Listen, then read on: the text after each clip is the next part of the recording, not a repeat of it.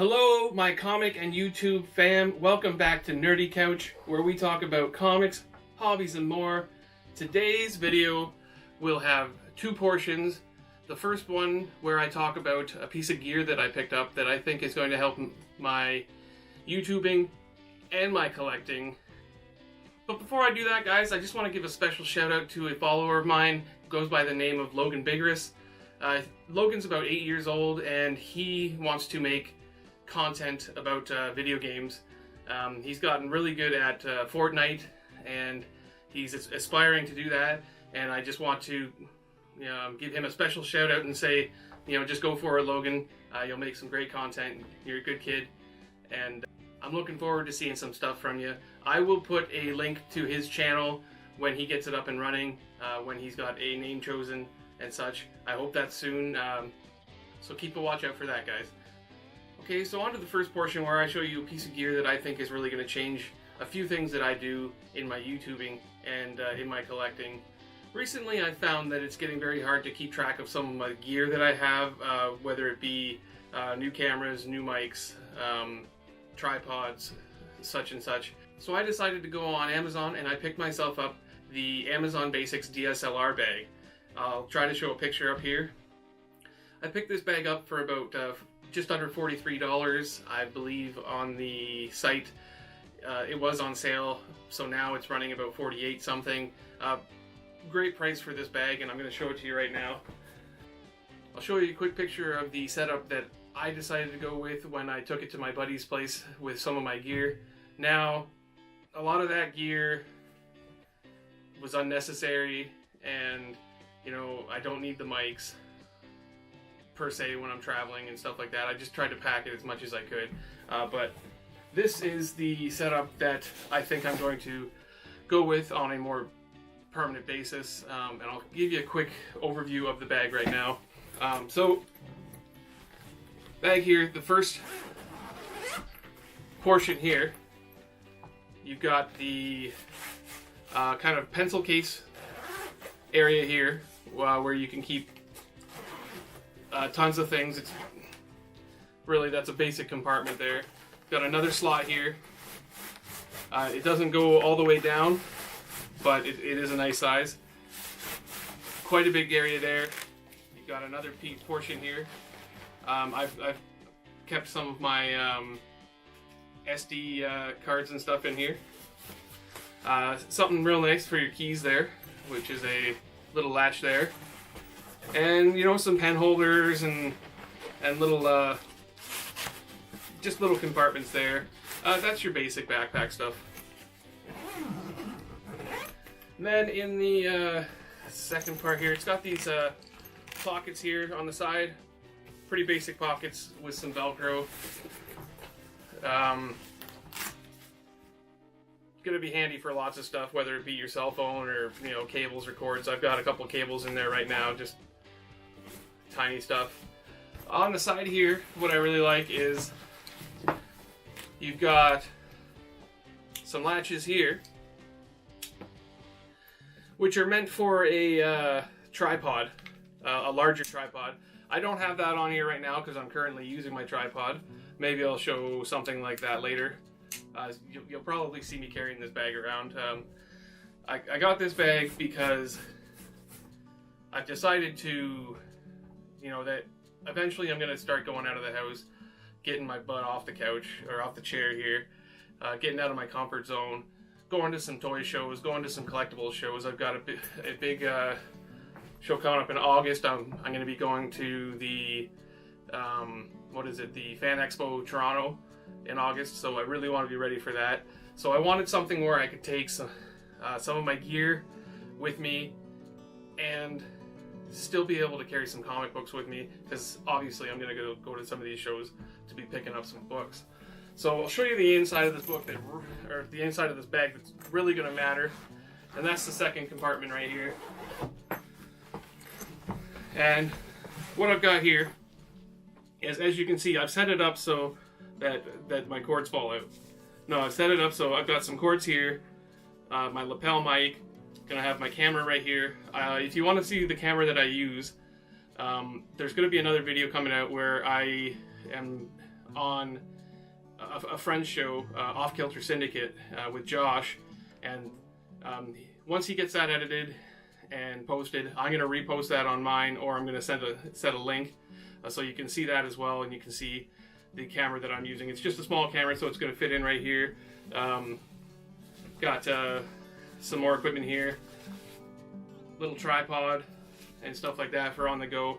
And then I've set it up so I've got this big compartment where I've got a Storefolio in here, and I think I can probably fit another Storefolio on top of this one and have plenty of space to do that. You know, it came with all of these are adjustable and stuff, as you can see. Like, I haven't even used all the all of these yet. I've got a couple stuck here on the bag, which you can just do with your extra stuff, which I think is cool. Yeah, so it's got plenty of space for some books, plus a little bit of gear. You know, I'm not going to be carrying too much gear with me, so I'm not too, you know, I think this is enough space for me. The books really matter to me, though. So that is, I mean, I don't think for $40, $50 you're going to get much better than this. So close that back up. I'll show you another portion here. So once we get into this portion here, this is meant for a laptop, but I feel like I'm just going to be putting more books in here. I might put a board or something along this side so that it doesn't flex, and that will maybe support my books a bit more. So it does come with the raincoat for it, which I'm just keeping in here for right now. We'll do that back up, but I think the potential for this bag is going to be, it's just going to be very helpful. For a plus size guy myself, it fits me. I've got plenty of space in it. I've got a little extra space, which is not that common for a lot of equipment. It has the, you know, the buckles here, so you're going to get lots of support. I just think for the $40, $50, this bag is super, and you guys are going to see me with a lot on my traveling trips. And I don't know what else to say about it. It's just a great bag, and I'm happy to have it. It's going to help me, again, with my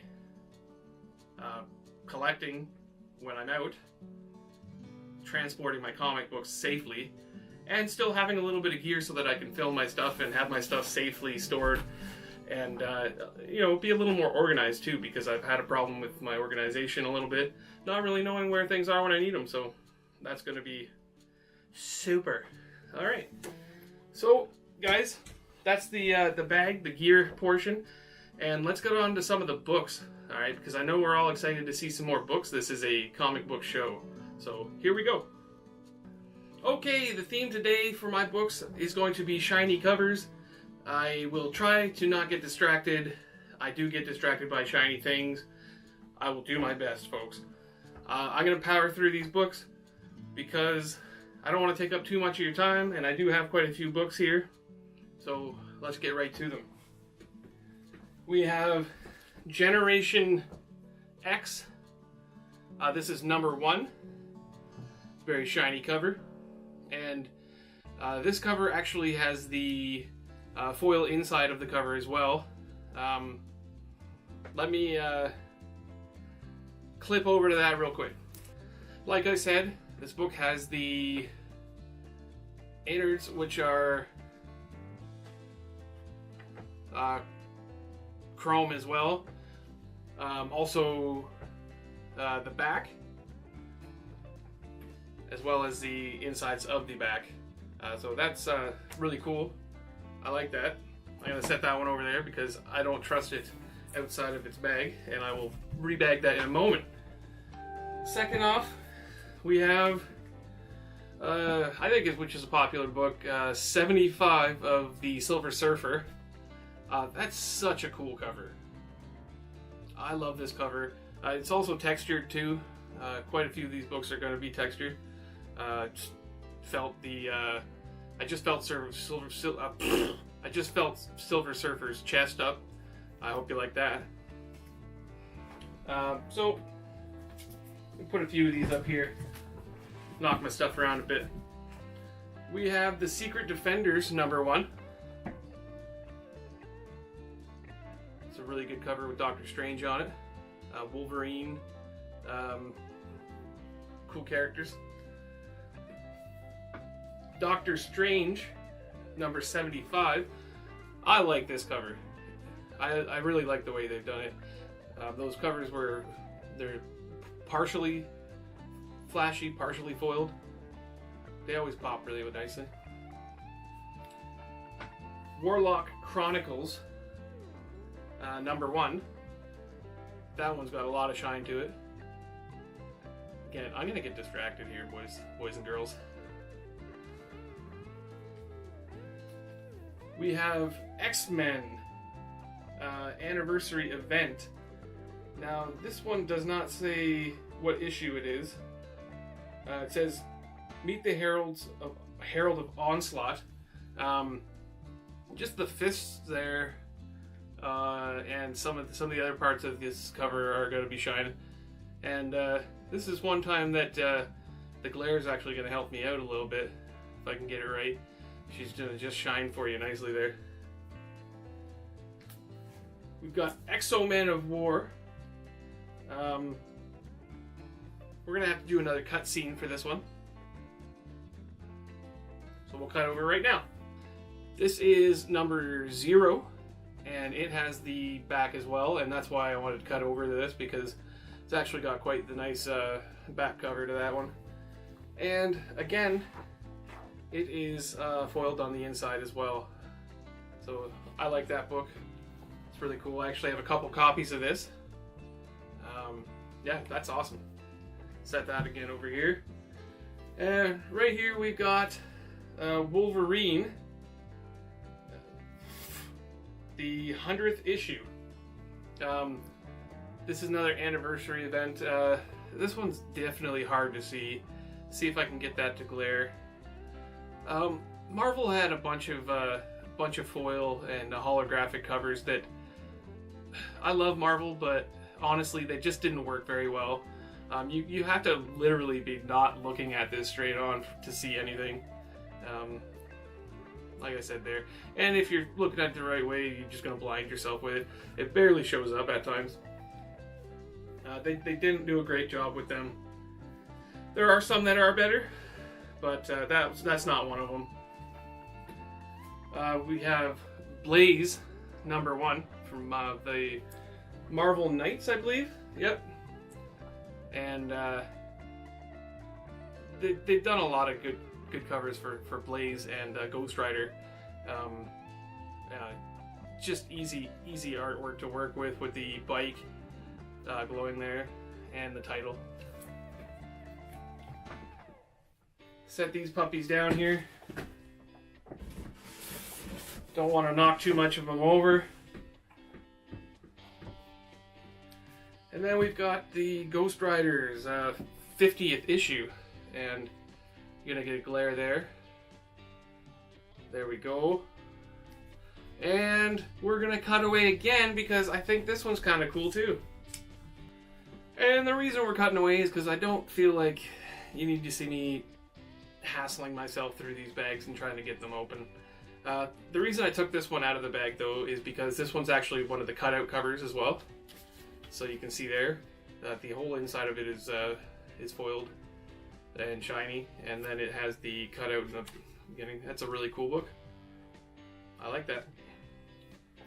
Set that one aside. We'll try not to do that too many times. We've got Ghost Rider 2099. That's the #1. I find a lot of the 2099 #1s have these the foil edges here and stuff like that, and sometimes in the middle. This one here is particularly good one. One of my favorite of the 2099 ones. And continuing on that, we have the X-Men 2099 #1. And same thing, it's got that foil edges.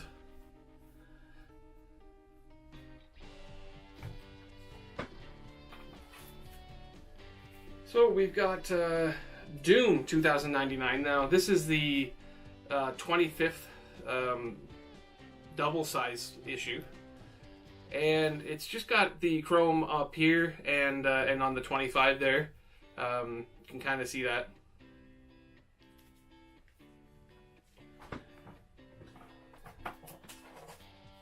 Then we have Spider-Man 2099.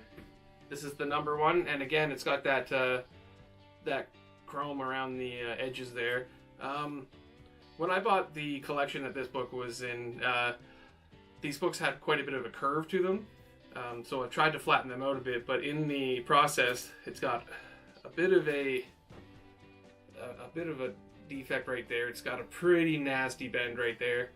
So I like this book, and I'd like to have a better copy of this book, but that's going to have to do for now. And yeah, it is what it is, right? So, you know, I will get another copy of this book that's in better shape, because I do like that book. Then we have the Spider-Man 2099 25th issue, the double-sized issue. And again, it is only foil up at the top here and at the 25 there. But still, very cool issue. Next we have Ravage 2099 number 1, and again that's got the foil around the edges there. And I think a lot of these, or most of them, do. I don't know if all of them do the number 1s for the 2099, but it seems to me like they do. Then we've got another one here. It's got the holograph Spider-Man 26. Says the 30th anniversary, giant-sized, and it's got that foil cover. See if we can get a good yeah, they're hard to get sometimes, but that is a nice issue. I like that.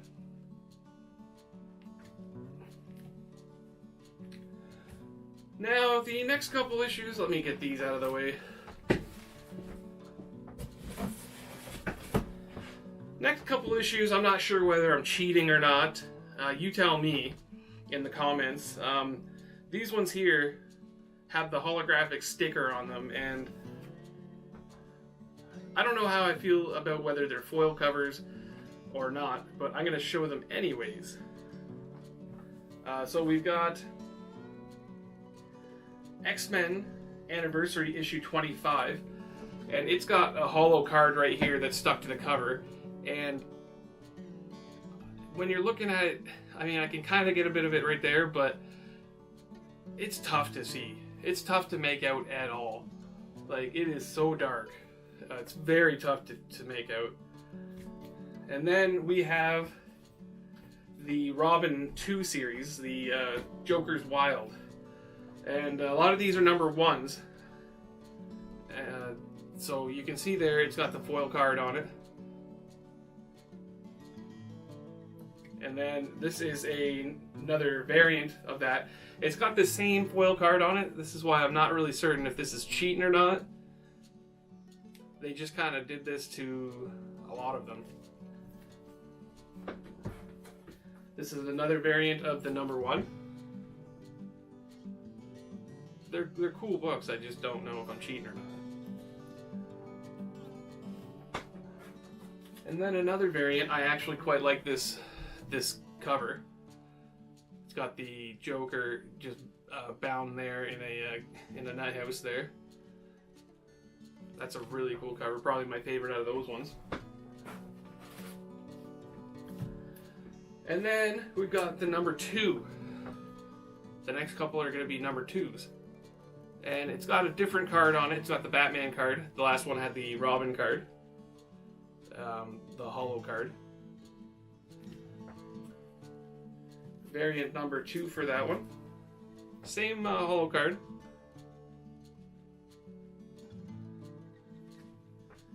And variant number 3 for that one. And again, same holo card. Cooler cover though, as far as I'm concerned. Then we've got number 3 in the Robin 2 Joker's Wild. And it has the Joker. It has the Joker one on it. And I don't have too many of this particular copy. I've just got 2 of those. 2 different variants for that. And then for the 4th one, Robin 2 Joker's Wild, 4th one, I've only got the one, and it's got the Bat Signal holo card on it. I only have one version of that there. And I'll set them down again real quick, because dropping comic books isn't cool. Isn't cool. And then the last thing I'm going to show you is the same thing. It's the Joker's Wild Robin 2, except these are the full collection collector's sets in the poly bags, and it's got all the variations in that. So this is the number 1 in the poly bags. This is the number 2s in the poly bags, and that's got all the variants in that. It says all direct market variant editions are in these. Newsstand editions, exclusive hologram trading cards. So that's the poly bag one of that, the number 2s. And then the same with the volume 3, not volume 3, but issue 3 for that. And then, as you might have guessed, the number 4. And it's cool to have those. I'm going to leave them in the poly bags, which is why I showed you the previous ones, because it's kind of nice to have reader copies, and then I can have these as more of my permanent collection. I really appreciate you guys watching. Thanks for joining me today. You can catch me again next Sunday, and hopefully I'll have something midweek for you too, so just wait and see, alright? Thanks a lot, guys. Bye-bye. Thank you very much, guys, for watching once again, and a special thanks to Josh from Off Kilter Syndicate. Thanks for having me on your show, which will be airing soon. And let me know, guys, did you like the gear review? Would you like me to do it more often? Show you the gear when I get it, as I get it? Also, you know what to do. Like, subscribe, watch the videos, and we'll catch you again soon. Bye-bye now.